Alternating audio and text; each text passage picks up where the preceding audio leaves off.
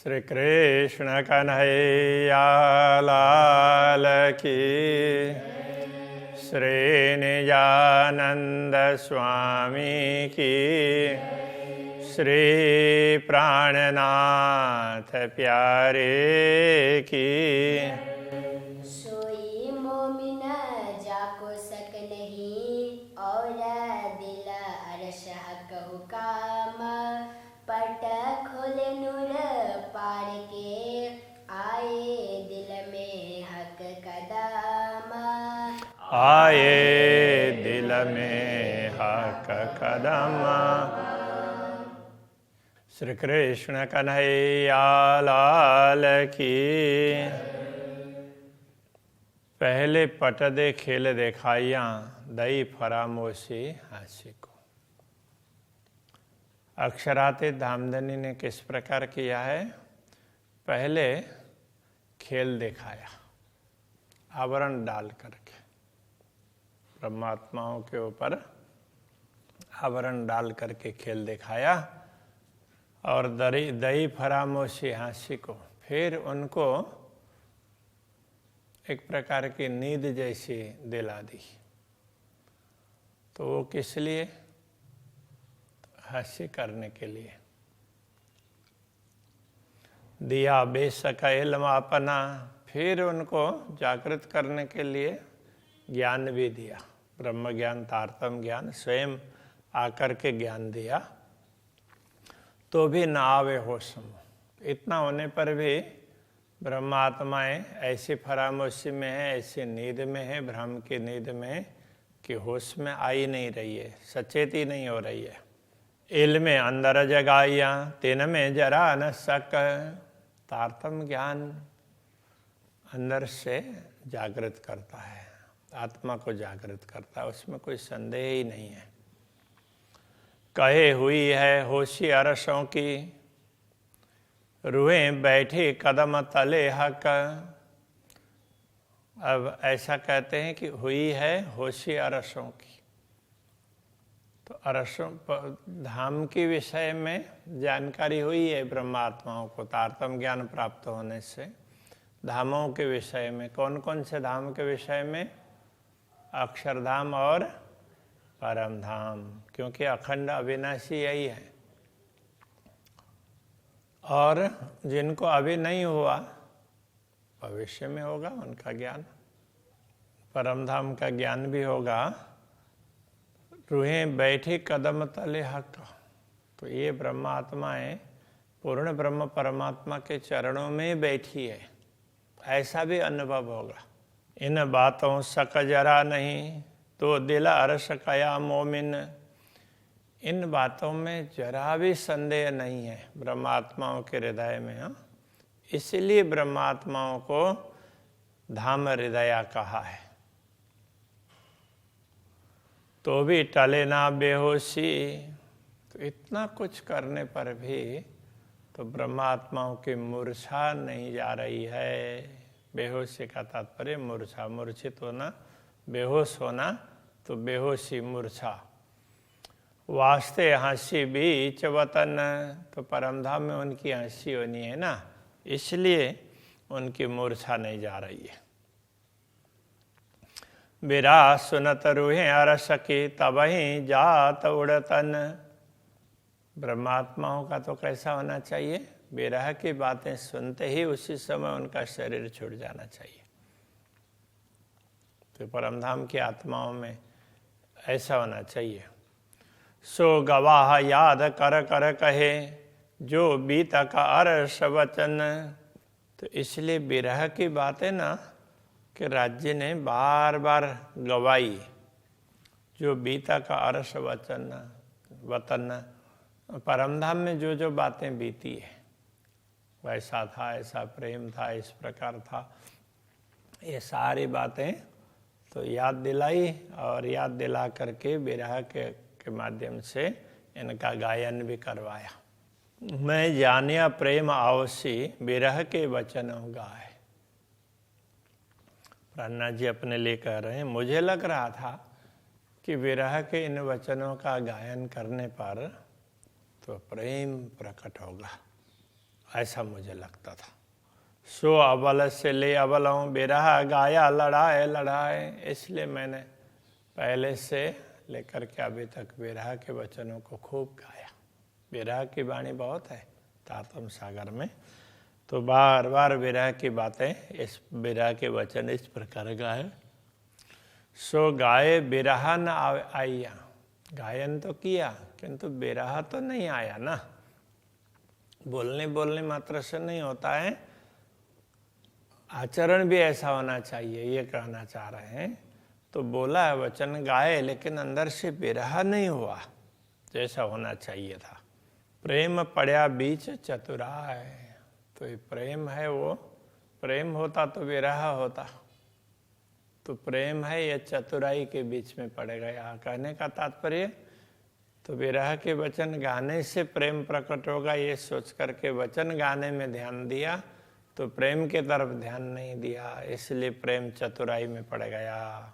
हांसी कराई हुकुम में वचनों प्यार लगाए, तो अक्षरातीत धामधनी ने विरह के इन वचनों के प्रति प्रीति लगाकर के और भी विरह को गाएं, तो गाने के तरफ में ध्यान दिया, किंतु अंदर से विरह होना चाहिए, वो नहीं हुआ। इसलिए इस प्रकार से भी धामधनी ने अपना आदेश दे करके हमारी हंसी कराई।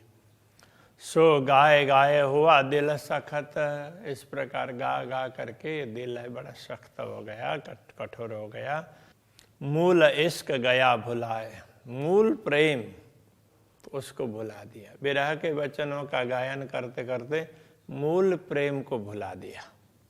मन चित बुध अहंकारे गुज अरस कया बनाए, फिर भी मौन बुद्धि चित्त अहंकार इनके द्वारा गुज आरस परमधाम के वचनों को कया बनाए, परमधाम के गूढ़ रहस्यों को बड़े सुंदर तरीके से समझाने का प्रयत्न किया। अरस मता जेता होता किया जाहिर नजर मेले, परमधाम की संपत्ति जितनी भी है, जितनी भी हो सके बताई जा सके, किया जाहिर नजरों में ले, उनको देख देख करके बताने का प्रयत्न किया।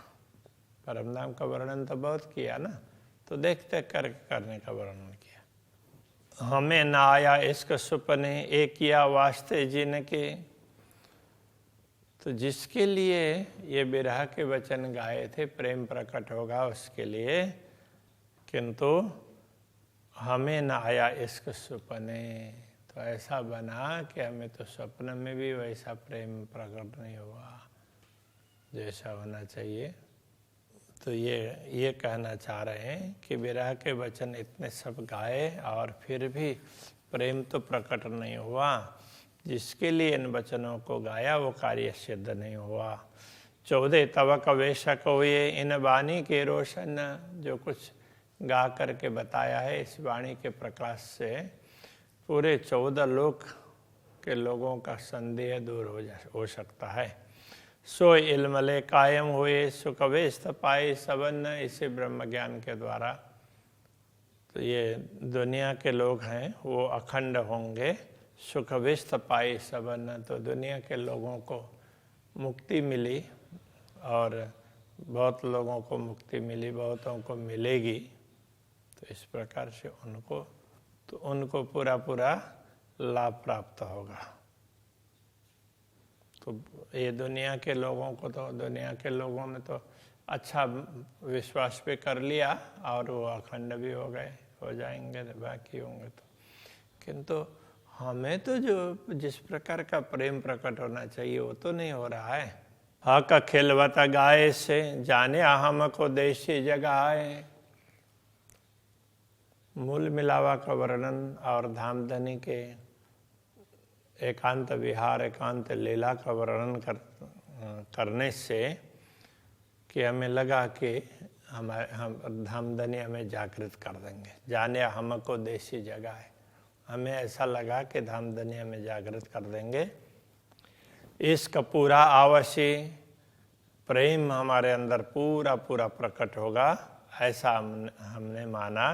पर हक के हास्य करे उल्टाए, किंतु उल्टा ये हुआ कि धामधनी ने तो हमारी हंसी कर दी, हमारा मजाक बना दिया। जो देते हमको इश्क तो क्यों सके हम गाए। यदि धामधनी हमें ज्ञान ना दे करके प्रेम देते तो हम गाने के चक्कर में क्यों पड़ते। दिल अरस पहुँचे रूह इसके, अरस दिल रूह इसके पहुँचे, ऐसा समझना पड़ेगा। वो आत्माएं जिनका हृदय परमधाम बना है, ऐसी ब्रह्म आत्माएं तो प्रेम से ही परमधाम पहुंचती है। तो ये तक क्यों रहो रूहों जाए। तो ऐसी आत्माओं से इस दुनिया में रहा ही नहीं जा सकता, वो तो सीधा सीधा परमधाम पहुंच ही जाएंगे।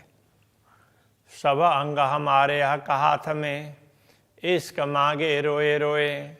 सारे अंग हमारे धामधनी के हाथों में हैं, इसलिए हम इश्क मांगे रोए रोए। उनसे हम रो रो करके प्रेम मांग रहे हैं। आप हमें प्रेम दीजिए, इश्क दीजिए मोए अपनो, मैं तासु करूं मिलाप। सब अंग हमारे बांध के, हक आप करे हाँसी सोए। तो धामधनी क्या करते हैं, हमारे सारे अंगों को बांध करके हमारी हंसी करवाते हैं, ऐसा उनको लगा। बांधना का तात्पर्य बांधना ने अधीन करके, तो राज्य ने अपने अधीन किया है और इस प्रकार वो हमारी हंसी करवा रहे हैं। हम हुक्म के हाथ में, हक के हाथ हुक्म, हम तो स्वयं हुक्म के हाथ में है और धामधनी के हाथ में हुक्म है। ये तो हमारा क्या चले, ज्यों जानो त्यों करे खसम। तो यहाँ हमारा क्या चलेगा, जैसा राज्य चाहेंगे वैसा ही होगा ना, जैसा परमात्मा चाहते हैं वैसा ही होता है।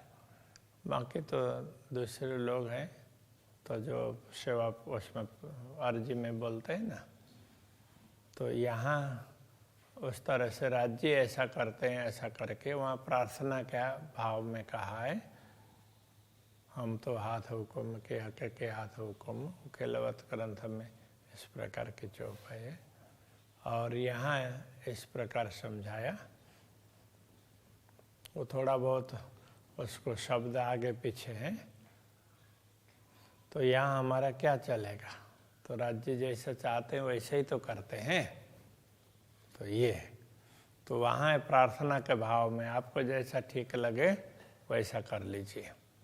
महामत कहे ऐ मोमिनो, हके भुलाए हाँसी को। महामति कहते ही ब्रह्मात्माओं, पूर्ण ब्रह्म परमात्मा ने हमें भूल में डाला, हमें भुलाया है, तो वो हंसी करने के लिए।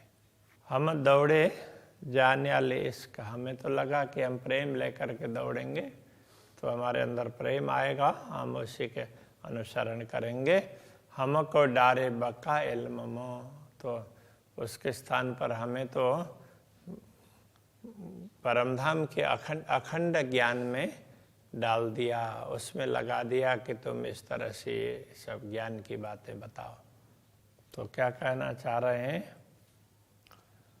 पूर्ण ब्रह्म परमात्मा ने ही हमें भुला दिया क्योंकि वो हंसी करना चाहते हैं। तो हम तो प्रेम लेकर के दौड़ना चाह रहे थे, किंतु हमें ज्ञान में डाल दिया और ये सारा ज्ञान हमारे माध्यम से दुनिया को दिलाया, ऐसा कहना चाह रहे हैं। तो इस प्रकार ये परमधाम की बातें, परमधाम का ज्ञान, परमधाम की समझ, ये सारी पूर्ण ब्रह्म परमात्मा ने किस प्रकार से समझाई है, तो उस बात को समझना चाहिए। श्री कृष्ण कन्हैया लाल की। हमको डारे बका इल्म मो, डारे बका इल्म, महामत कहे मोमिनो, हके भुलाए हाशी को, लिए हंसी को। दौड़े जान्याले इसका, हमको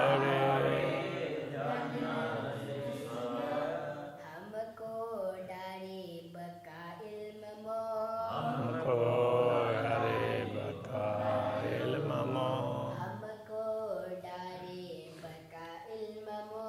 हमको डारे बकाइल ममो